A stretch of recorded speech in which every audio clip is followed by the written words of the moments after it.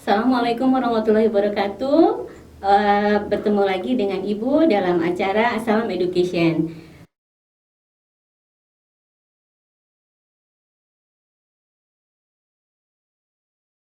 Materi kali ini kita belajar tentang hakikat ilmu kimia. Apa yang ada pada pikiran kalian tentang kimia? Ada yang tahu?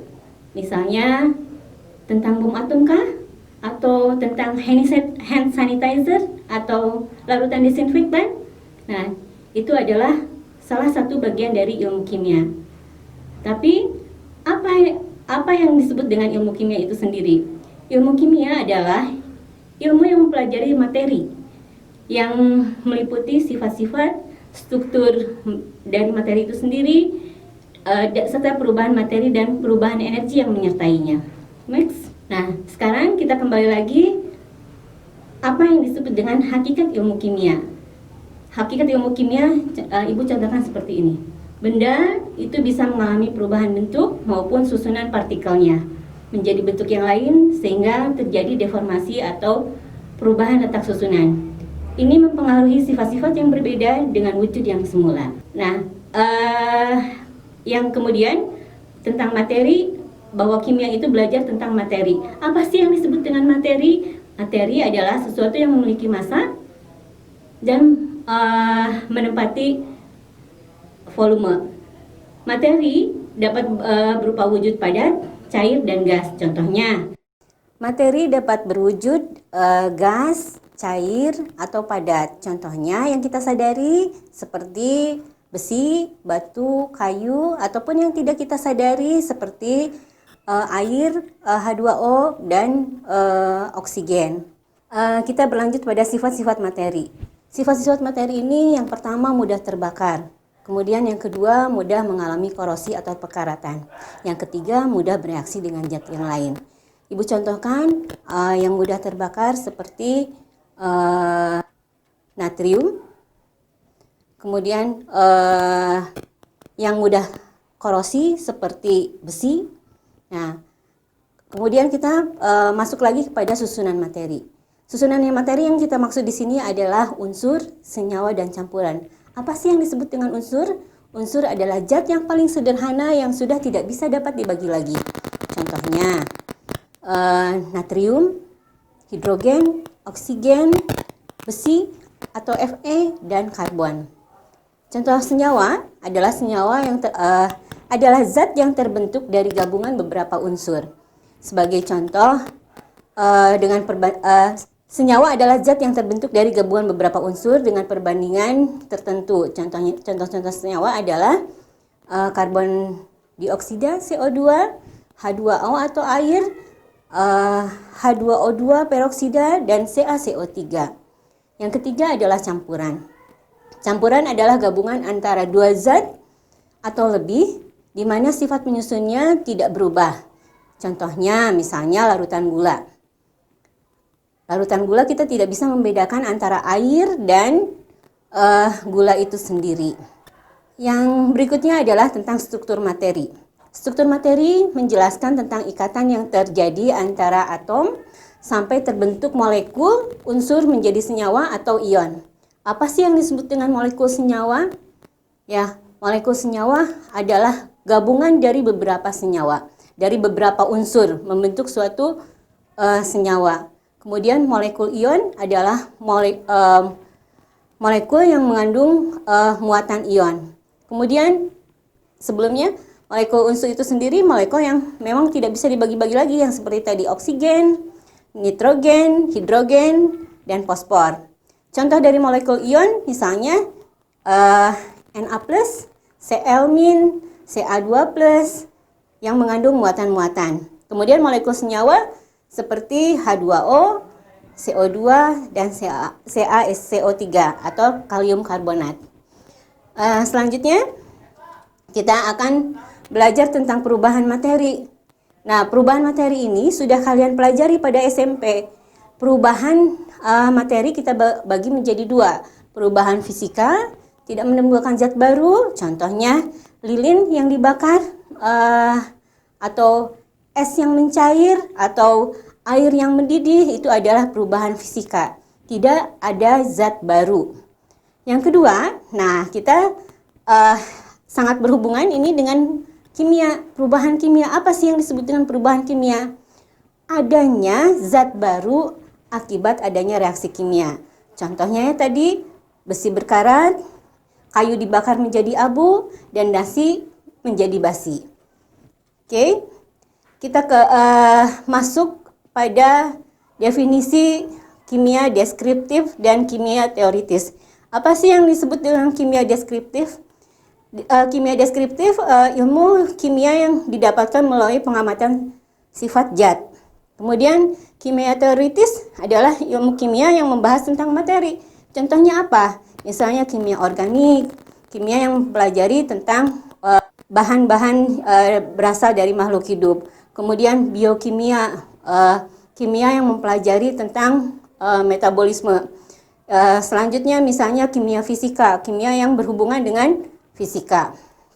Nah ini yang kita ibu-ibu sampaikan barusan, kimia yang berdasarkan teoritis.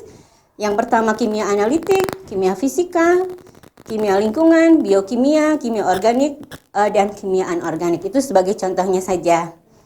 Kemudian apa sih hubungan ilmu kimia dengan ilmu yang lain? Ilmu kimia itu merupakan center dari segala ilmu yang ada. Contohnya di bidang kedokteran. Di bidang kedokteran, kimia bisa dipakai sebagai radiologi. Kemudian bisa sebagai rekayasa DNA. Kemudian juga di bidang farmasi. Bidang farmasi itu kimia dipakai untuk apa? Untuk pembuatan obat-obatan. Kemudian di bidang kriminologi. Apa sih yang di bidang kriminologi? Bidang kriminologi ini misalnya ketika seseorang melakukan kejahatan, bisa ketahuan bahwa orang itu yang melakukan kejahatan dengan menggunakan sidik jarinya. Dengan menggunakan sidik jarinya ini, otomatis ada bahan kimia yang dipakai untuk menentukan sidik jari orang tersebut. Kemudian di bidang pertanian, misalnya pembuatan pestisida, kemudian pembuatan pupuknya supaya supaya akarnya menjadi kuat, pupuk untuk daunnya menjadi lebih tebal, menjadi lebih besar, atau bunga dan buah yang kita inginkan. Kemudian di bidang biologi sendiri juga sangat banyak. Kemudian bidang yang lain, misalnya bidang arkeologi. Seperti apa sih bidang arkeologi? Dengan kimia ini kita bisa menentukan umur suatu tanaman sudah berapa tahun, ya. Jadi kita bisa menentukan berapa umurnya dari suatu pohon tersebut. Kemudian di bidang seni, ya, di bidang seni juga kimia sangat berperan. Kemudian kita masuk pada metode ilmiah. Metode ilmiah itu yang pertama-tama kita harus lakukan adalah merumuskan masalah. Kemudian setelah kita merumuskan masalah, kita harus mengkaji penelitian sebelumnya. Setelah kita mengkaji penelitian sebelumnya, kita melakukan hipotesis atau mengajukan hipotesis. Setelah mengajukan hipotesis, apa yang harus kita lakukan? Kita melakukan eksperimen. Eksperimen, kita melakukan percobaan. Dari percobaan itu, kita bisa mengumpulkan data. Dengan data yang sudah ada, kita olah, kemudian kita buat kesimpulan dan akhirnya membuat laporan penelitian menjadi laporan ilmiah. Oke, kita berlanjut pada manfaat kimia. Apa sih manfaatnya ilmu kimia? Ya, manfaat kimia ini sangat banyak. Yang pertama, kita memahami alam beserta prosesnya. Kemudian, memahami berbagai jenis produk teknologi. Yang ketiga, memahami produk-produk yang berguna dalam kebutuhan sehari-hari seperti makanan, minuman, ya. Kemudian yang keempat, memahami produk kimia yang dapat menimbulkan masalah. Seperti memahami bahan-bahan kimia yang beracun.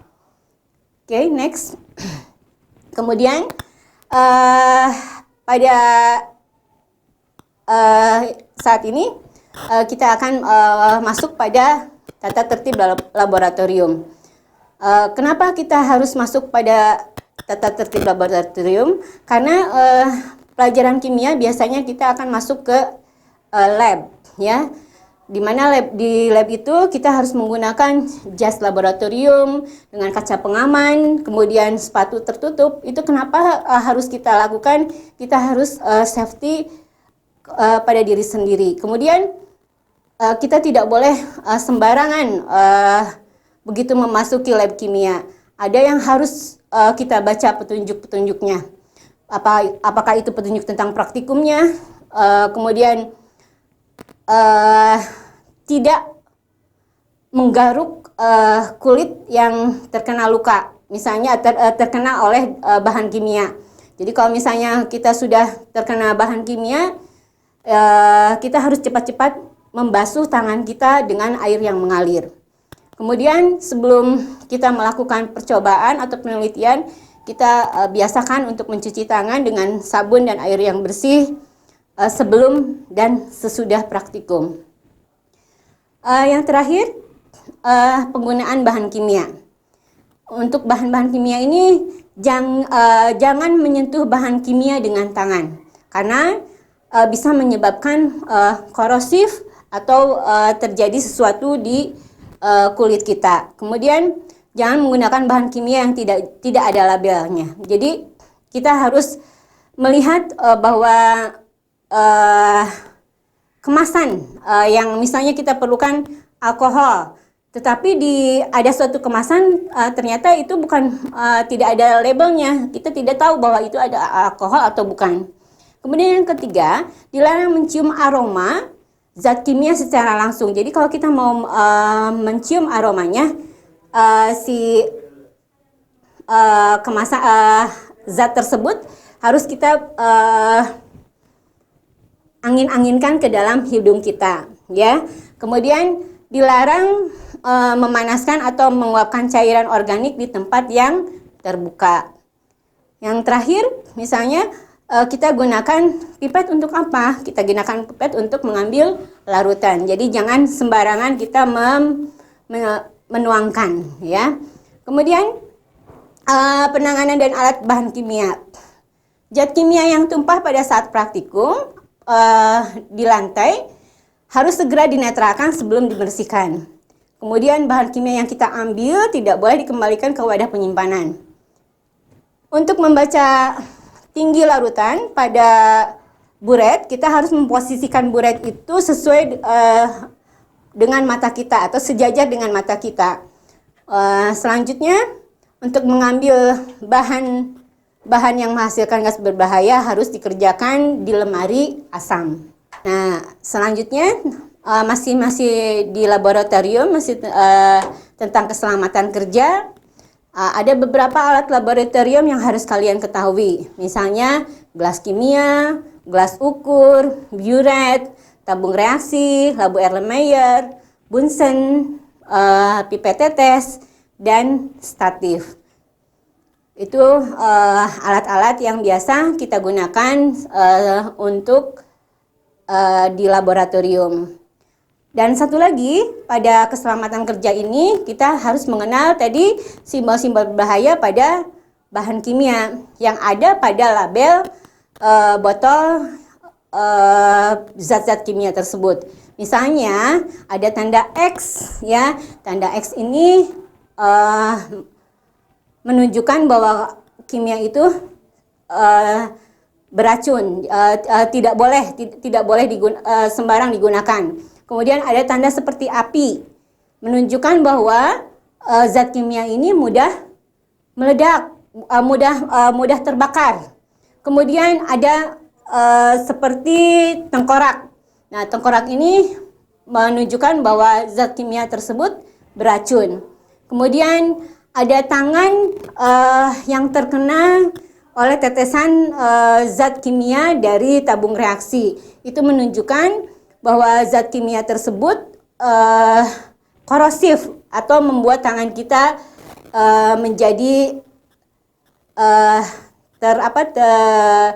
terluka atau terluka kulitnya. Kemudian ada lagi tanda seperti ledakan, artinya bahwa zat kimia tersebut mudah meledak. Next. Demikianlah yang Ibu dapat sampaikan. Jangan lupa tonton terus video pembelajaran di kanal YouTube Assalam. Semoga tayangan ini bisa bermanfaat untuk kalian. Dan tetap di rumah saja. Waalaikumsalam warahmatullahi wabarakatuh.